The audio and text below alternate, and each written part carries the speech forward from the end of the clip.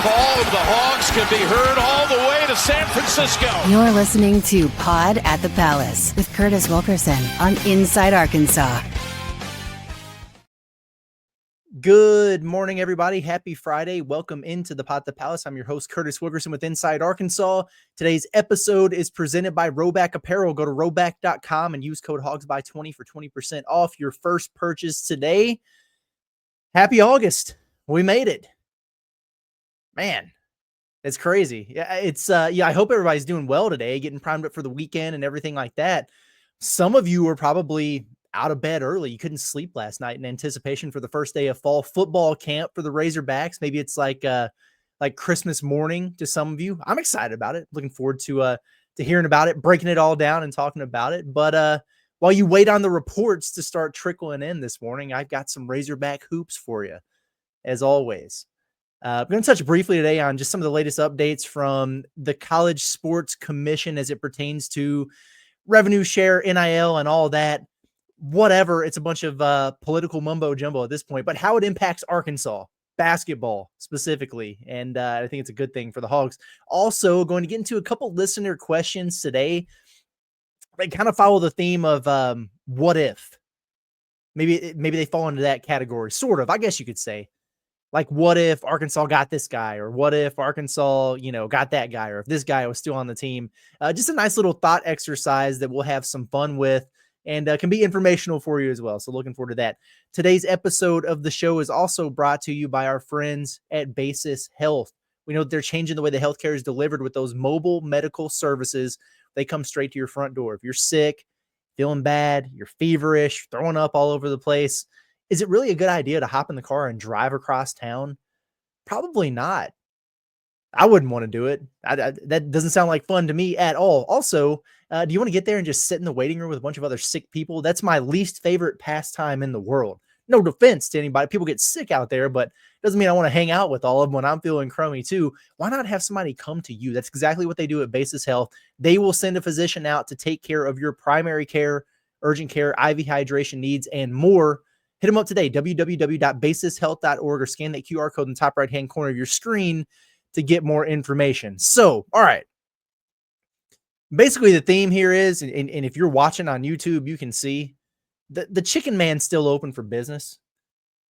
All right. For everybody who was, doing this whole song and dance about, collectives are going away, level playing field. Nah, that's hat. Not this kind of hat, the tall kind of hat. Okay.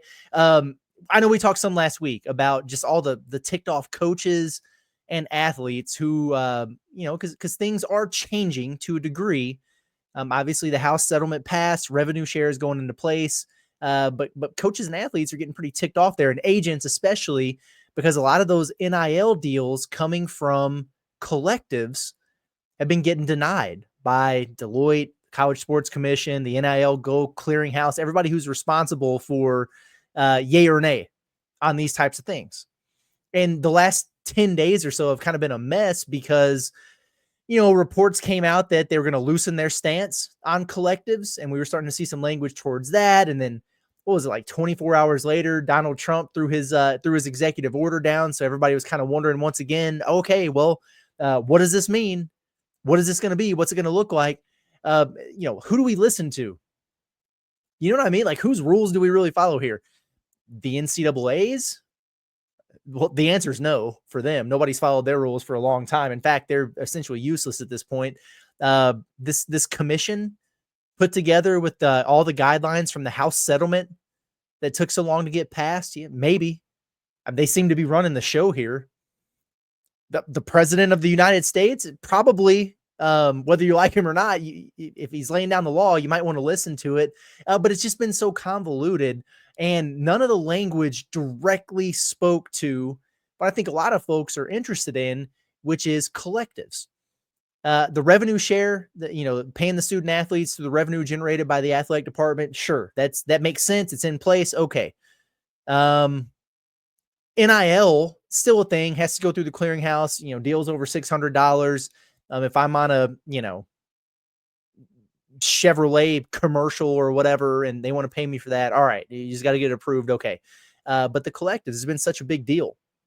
And the whole thought process behind this was, okay, how can we limit the influence of these power boosters or these big donors who are essentially like buying rosters? They're like the Yankees or the Dodgers, whatever, trying to buy a championship.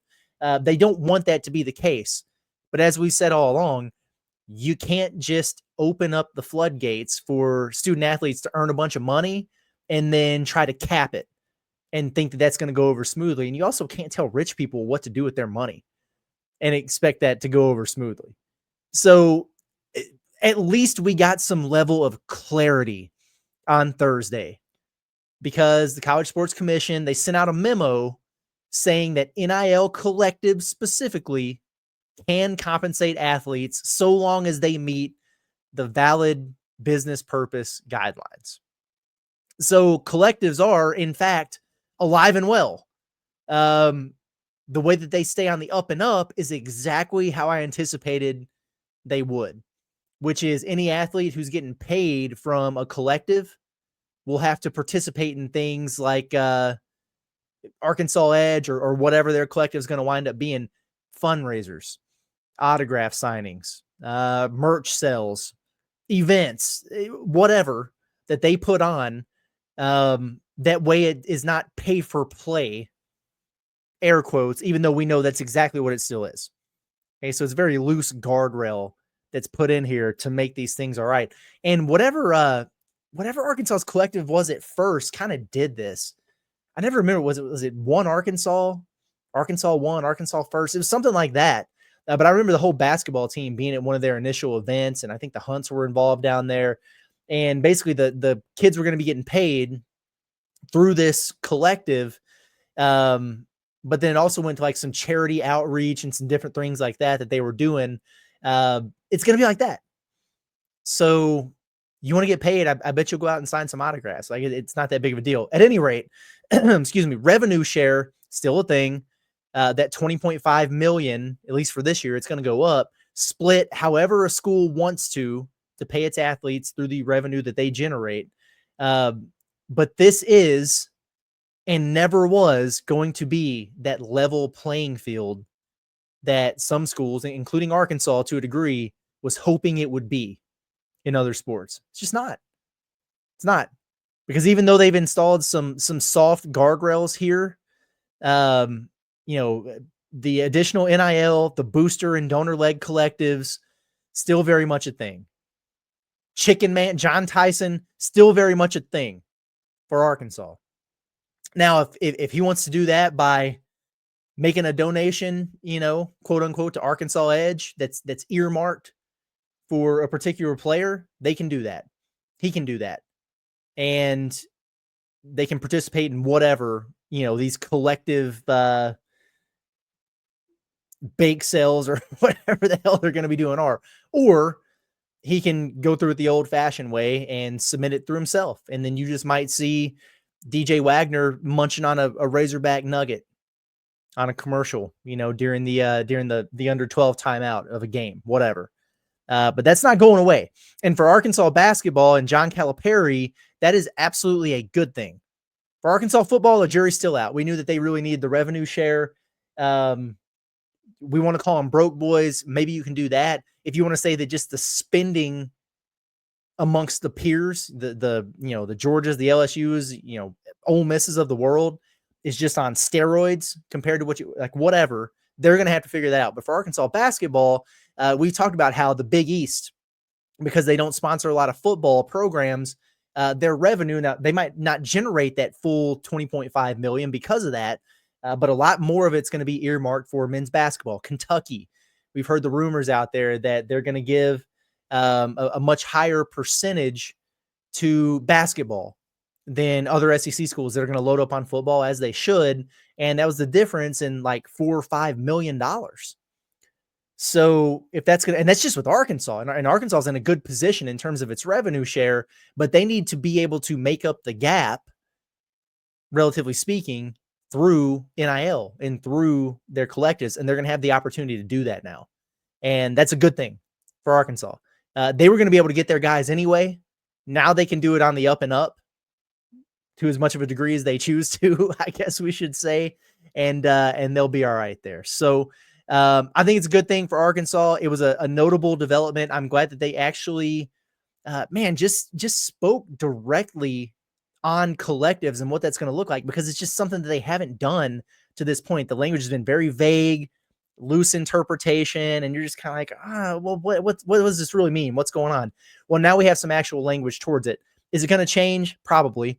There's going to be fights for it. There's still a bunch of legislation out there. There's still things they're trying to get passed, the SCORE Act, all this other stuff. Donald Trump is still pretty adamant. He was even speaking on it today about how he thinks it's crazy, everything that's going on with college football. They're ruining the game, trading players. Some of that, I don't know what he was talking about. Some of it, I was like, well, he's kind of right.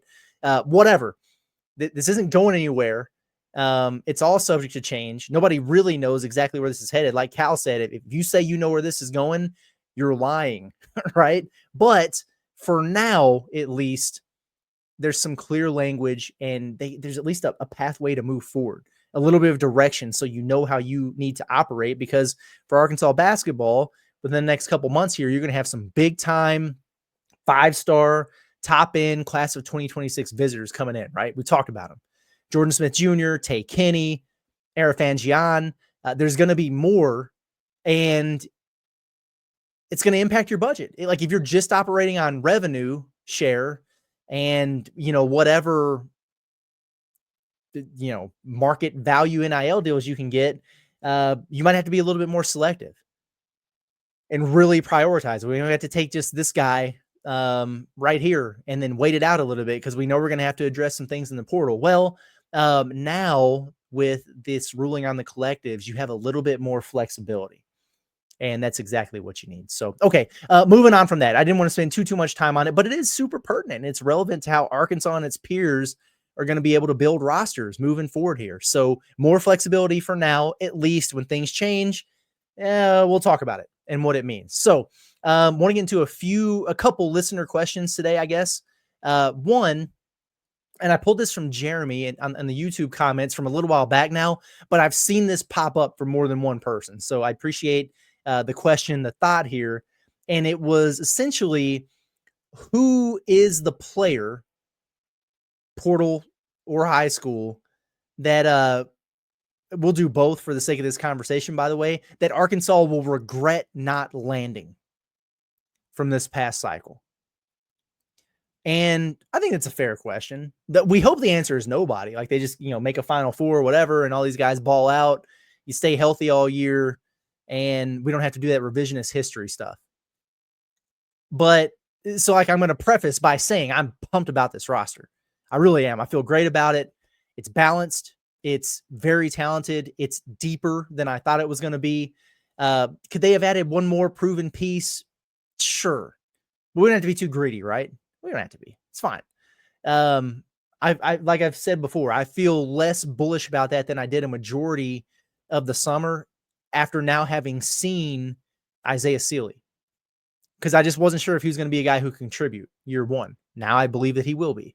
I'm bullish. I'm Paolo Samedo. You guys know that, and his ability, to develop into a guy who can help you by the time that it counts. So I feel good about it. But I want to tackle this question here. And I'm only going to choose from players that Arkansas was actually connected to and involved with during the high school recruiting cycle, during portal season. Let's start with high school. And knowing what we know now, I guess, because in the moment, I really wasn't sweating. I'm still not sweating it. But knowing what we know now, which is that Arkansas did not wind up having to spend multi-million dollars to keep a Thero, right? Or that they didn't go out and get one of these guys who pulled out of the draft late, out of the portal, like another big fish. They didn't do that. It would have been nice, I think, knowing the amount of money that they had earmarked there, to maybe just go ahead and land Nate Ament late in the process. Now, he is going to be a focal point at Tennessee. He is the X factor for that program. I don't believe that he's that guy yet. I don't. And I damn sure don't believe that he would have been that guy at Arkansas. But he probably would have been a guy who replaced the hype that we have now for Isaiah Sealy and slotted into that rotation in a larger role. A 6'10", sniper, versatile player, I imagine if he would have landed at Arkansas, I'm just being honest here, most folks would have had the Razorbacks pushing top 5-ish range. Right now, they're kind of anywhere from 8 to 12 to 13, 14, wherever you go look. I think it would have been a good get. I do. Now, I say all that, and I'm just answering the question here. But honestly, my legit answer would probably, though, be Chris Sinak. He was one that I was super, super high on when the Razorbacks were involved there. Now, he visited Arkansas in October, took an official, had the Hogs in his list of finalists. He ultimately chose to go to Houston. So you're going to see him at Barclays Center, and he's going to be starting for them as a true freshman. So it would have been a good get. He wouldn't have started at Arkansas, frankly. So maybe he made the right decision for himself, but this is a kid at 6'10" who I think could have played, the 4 or the 5. He's got a versatile skill set, can stretch the floor a little bit. He's going to be really good, really talented player. And I think he would have added to the mix in the front court in a very, very positive way. So those will be a couple guys that, I don't know if regret not having them is the right word. That was the question. Maybe you will if, Chris Sinak's the Big 12 freshman of the year or something. And then Nate Ament winds up, popping and being the top 5 draft pick that some people think he's going to be. I still don't think you'd regret it unless you kind of stunk as a team. Like if Arkansas does the things that people think they're going to do with the roster that they have, you're not going to think about it too much. But if, let's say, they underachieve, and then you've got those guys, particularly Nate Ament, because they just stuck it out for the long haul, maybe I could see it. Caleb Wilson would have been I think a really solid fit at North Carolina now, but just remembering how that recruitment went down. You guys remember that? The way that went down with like the on again, off again visits and, who's got the biggest bag chasing it. I just kind of soured on that, to be honest. Now, as for transfers, this is tricky. I'll explain why in a second, but the first one that jumps out to me and my number one answer, if I had to just give you one answer, it would be Lamar Wilkerson. Why would I not say that? It's my kinfolk, man. I mean, what the hell do you want from me? We've talked about it for a long time. He was destined to be the NIL partner of the Pod at the Palace, and it just didn't work out that way. So it's very disappointing. I joke, but I would have loved to have him. I really would have. The Ashdown, Arkansas native, one of the best shooters in the country at Sam Houston State, 6'5" sniper who wound up going to Indiana for an absolute bag. And as I look at it, the one and only area that Arkansas did not address fully, I don't think, that I considered to be a major need, it was 3-point shooting. Right? I mean, I don't think that we can really argue that. And like addressing it in the portal or with experience, I would say. Like Malik Thomas, he's a shooter. He's going to knock down threes for Arkansas. Isaiah Sealy can shoot it. Darius Acuff can shoot it and make threes. Other guys you would hope would make some improvements, right? But you didn't add and hell, Malik Ewan, I think, is going to make some threes for Arkansas. He hasn't made one in his career. Arkansas did not add a player to their roster who has made a 3-pointer in a college basketball game. That's what I'm saying. Like proven college production wise. So Arkansas was involved, but they never went all in and they never prioritized Lamar. If they would have, I really do believe that they would have been able to get him earlier in the process for like half of what he wound up getting at Indiana. They chose not to. Now they practice patience. You look at the roster now, you feel great about it. Okay, fine. But I think that's a guy they could have gotten. I think it's a guy they really could have used. And I would have felt even different, even higher on this team had you just added to that. So I don't know if I'm not going to call it a whiff because they didn't go all in, but I would call it maybe a missed opportunity for Arkansas. You can't regret something you didn't pursue, I guess, but a missed opportunity. Like if you had a sniper to go along with everything else that this roster has to offer, it just feels like there wouldn't be any holes to me. Outside of that, I do think they could have covered themselves a little bit better at the 4. After seeing Trevin Brazil though, and the strides that he's made from that practice, hearing all the buzz about him, I'm all in on him being the man. And you guys know how I feel about Paulo Samito's upside. So I'm not losing sleep over it here, but it wouldn't have hurt to get a portal guy with some experience who could just fill a very niche backup role without rocking the boat and hurting feelings. You know, some of those things that we talked about. Like Rashawn Agee, the USC transfer who wound up at Texas A&M. I don't know if he got cleared eligibility-wise. I know he's working on it. He would have been a great fit. I think about a guy like Michael Rataj. You guys remember that name from Oregon State, who was an early target? He wound up at Baylor. I think he's a guy who would have slotted in real nicely. My top answer at that spot is a guy who wound up at Kentucky, unfortunately, and that's Alabama transfer Mo Diabote. Now he was going to go somewhere where he could start and play a much bigger role, and it just wasn't going to be there for him with Trevin, and that's okay. I think my hybrid answer here would have been a freshman transferring from a professional league. That would have been Igor Rizov. I just thought he would have been a great fit, man. Like, you guys remember the big Russian forward who was kind of like a Cade Phillips from Tennessee / Tommy Hawk from Florida hybrid player that he wound up committing to Florida State after Arkansas had already moved on Elmer Zapich and Paolo. He just struck me as kind of the perfect backup for 12 to 15 minutes a game guy who could defend, rebound, be impactful in the rotation off the bench. I think he would have helped him. But again, like I've definitely come around on the idea that they didn't have to go get one more stud. A reliable specialist, a role guy, that would have been cool though. But it's kind of where I'm at with that. Hope that answered the question. A second question, and this one comes from Ryan, and I like this. We had a similar question during our mailbag episodes from this time last year, which was cool. But he asked, which former Razorback will have the biggest season this upcoming year? So who's going to go ball out in their new spot? And what I want to do, I want to kind of use this as a way to just kind of do a where are they now segment also. It's because, I don't know, like you appreciate your former Hawks. In most cases, like the guys who didn't leave under bad circumstances or whatever. But I'm going to pull this graphic up and you guys can look at it while I talk about it and answer the question here. I think I have a 1 and 1A answer here with like Boogie Fland at Florida, Tremont Mark at Texas. As much as I hate to admit it here, Todd Golden's just a great coach. And I have a feeling and this is a fairly big if, given the thumb and then, the unfortunate hernia surgery and all that. But if Boogie is actually healthy, he really could put up crazy numbers in that analytically driven system at Florida. That means scoring, yes, for sure, but also assists with those lob threats that he has in the front court. You think about Ruben Chinyelu, Alex Condon, Tommy Houck, Micah Hanlogden. That's a lot of really tall, really long, really athletic guys that you can throw the ball up to and they can go up there and get it. So he could put up some pretty ridiculous numbers there. With T. Mark, he's just an old head in this league. And I think he's going to be the best player on Texas's roster next year. I don't know how good they're going to be, but now he's not sharing the sugar with Trey Johnson, right? It's like this time around, that means he's going to have the rock in his hands more. We saw how he thrived at Arkansas under those circumstances. Now, was he a black hole? Of course. If that ball touches his hands, it ain't coming out unless it's a jumper. We knew that.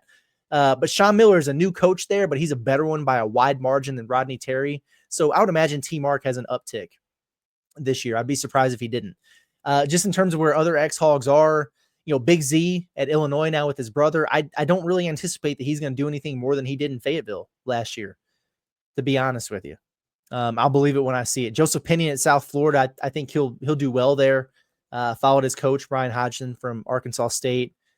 Darian Ford. Did you guys see the picture of Darian Ford? I should have had it for this episode. Absolutely jacked. It's ridiculous. It's insane. He's at Temple now, and I imagine he's going to be an important piece there for them. Bay Fall. Shout out to Bay Fall. Will he get to play at Rutgers, his new spot now?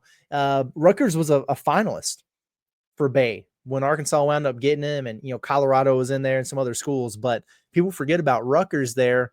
Hope he does well. We'll see. Didn't work out for him at Arkansas or Kansas State. My dark horse candidate here, who I think is going to be really good that everyone forgot about, it's my man Barry Dunning. Had a breakout campaign at South Alabama last year. Had some crazy games. Like he put 40 on somebody's head last season. That was great to see. It was awesome. Now he's bet on himself. Got back to the Power 5 level. He's going to be at Pitt this season. I cannot wait to see what Barry Buckets, Barry Baller. Can't wait to see what he does over there. Really excited for him. He's a great, great dude. I think a really sneaky, good breakout type of candidate over in the Big East, it's Layden Blocker at DePaul. He really came on strong for them late last season. They are improved over there, a better program than have been in years past, and he's going to be a more featured piece over there. I bet he scores in double figures easily. Easily. I think he's going to be a really important piece for him. It wouldn't surprise me if you let him in scoring. I think Layden's going to be good over there. He's a sneaky pick. Shout out to Cash Chavis. Made his way over to UT Arlington. Shout out to Melo Sanchez over at Central Connecticut State. I think that's it. Maybe I overlooked somebody. If I did, let me know. But I think that's it in terms of former Razorbacks who are playing elsewhere. It's Caleb Battle. His eligibility's up. Yeah, I think that's it. So anyway, there you have it. Fun little Friday episode. Break up the monotony a little bit. I enjoyed it. So gonna get out of here for the day. Really do, as always, appreciate everybody for rocking with us. If you're watching this show on YouTube and you haven't subscribed yet, by the way, can check the analytics on this. And it's insane. Actually, we have something special lined up tomorrow. Just kind of celebrating some achievements here. I'm blown away. And, I always say at the end of every show, really appreciate everybody, but I really do, man. It's crazy. But I've noticed that of the people who watch this show regularly, only 55% of you are subscribed to the YouTube channel. Well, you're here right now watching. Just click the button. That's all I ask. Just click the button. Doesn't cost you anything. Okay, we're not going to get all your information. I'm not going to steal your identity because you did it, but it certainly helps us out. We're trying to get that number up a little bit. We appreciate it. There are a lot of people who watch regularly that hear me say, "Hey, subscribe to the YouTube channel." And you haven't done it yet. What the heck, man or woman? What's going on? No, seriously, do that. It'd be awesome. We appreciate it. And find us where you find your podcast, audio version, obviously on Apple, Spotify, Amazon. Apologies for yesterday's episode. Sometimes it just takes them a while to upload that. I don't know what the heck was going on. Usually it comes out a little bit earlier than the YouTube version, like 3 or so in the morning Central Time. And I got out, saw that the YouTube episode was out as expected, as always. I was like, why the heck hasn't the podcast uploaded yet? So had to eventually just delete it and re-upload it. And then it got out there pretty quick. So sorry about that. But anyway, out of here, we will be back. There will be a Saturday episode tomorrow. And like I said, got some fun stuff lined up for that. It's a special day, and we're looking forward to it. But out of here for now, we ride at dawn. You guys know the drill. It's been Curtis Wilkerson with Inside Arkansas on the Pot the Palace. You have a good day. We'll see you.